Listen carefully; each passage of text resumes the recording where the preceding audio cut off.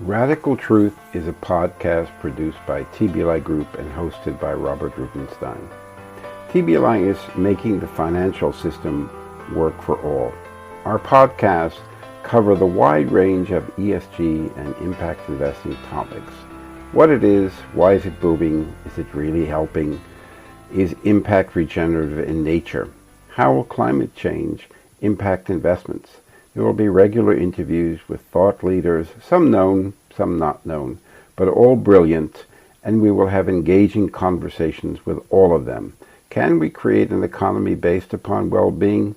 Let's make the financial system work for all. This is Radical Truth. We need an AI to regulate AI. Kelly Forbes on who's actually governing the machines. What happens when the technology moving fastest in human history has no one and nothing actually governing it? Stanford's AI Index recorded 233 new AI-related risks in a single year. Some organizations are now so far behind they're building a second AI just to govern the first one. I'm Robert Rubinstein, founder of TBLI Group, and this is Radical Truth, where we talk to the people actually moving capital toward a livable future and call out the ones just faking it. No sponsors, no pretending. Today, Kelly Forbes, co-founder and director of the AI Asia Pacific Institute, a dual qualified lawyer who now advises governments, investors, and development banks on AI policy and risk. We get into why some companies are building an AI to govern their AI, the jobs being eliminated, augmented, and created that barely existed a few years ago, the cognitive debt our kids may be racking up by outsourcing their thinking to machines, and the moment Anthropic turned down a defense contract on ethical grounds, while OpenAI took heat for the opposite call. This is Radical Truth. Good morning from our studio in Amsterdam. This is TBLI Radical Truth. I'm thrilled today because we have Kelly Forbes, who's the founder of the AI Asia Pacific Institute. For those that are not familiar with who you are, Kelly, or the AI Pacific Institute, where it seems everything is AI, just tell us who is Kelly Forbes? What is her big purpose? What are you trying to do and have accomplished with AI in this period where everything seems to be AI? If you're not in AI, then you're nothing. Yes, well, first of all, thank you very much, Robert, for having me. Pleasure to be part of your work.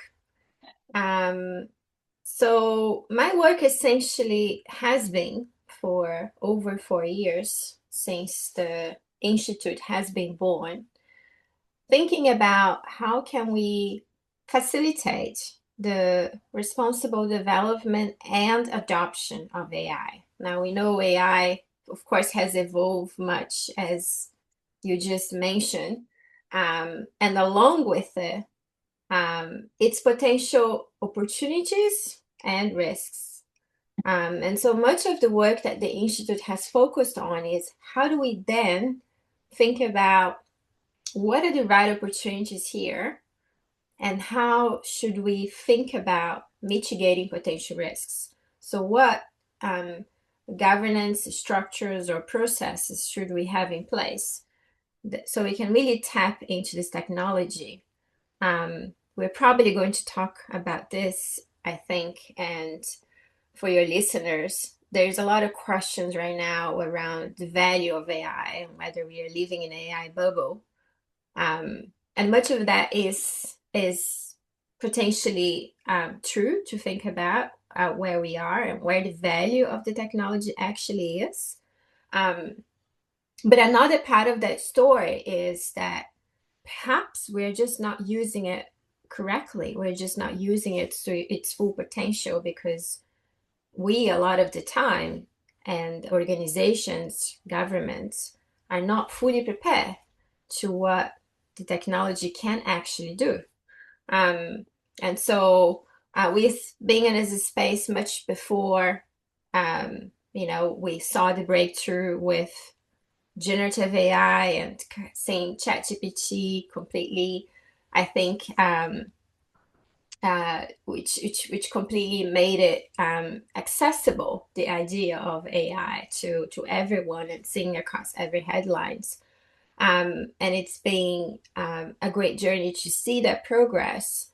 And we have also seen, I think, a lot of the downsides of seeing the technology basically coming in front of many of the layers of foundations that we should have in place so we can actually be prepared to um, fully tap into that. And what is the difference between open AI and generative AI? Great. Okay. So, well, OpenAI is essentially the company that has put this incredible thing that we all heard of, ChatGPT, in every headline and made AI known to everyone. Um, and used to be a nonprofit organization and is now known as a private company. Um, whose mission has always been to um, democratize essentially the use of AI and think about also how they can create AGI, which is another um, form of essentially explaining when we reach AI's full potential, it's smarter than every human, in simple terms here. Now, generative AI is under just one of the many umbrellas that you have under actually artificial intelligence.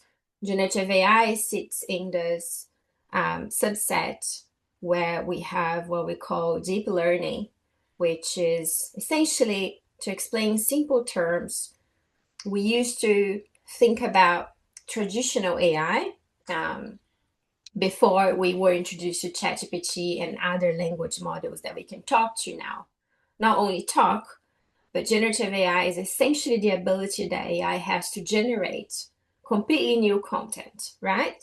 So you could be having this conversation with me right now, Mhm. and you cannot be quite sure if you're speaking with me or it's just an AI generating my image and my voice, which it Mhm. can, or a video. I mean, we've seen all the capabilities now that are quite incredible, and we're able to design, copy movies, replicate singer's voice. We are able to recreate artists that no longer exist or images and of course, with all that incredible capability, um, there also comes that potential which can be misused.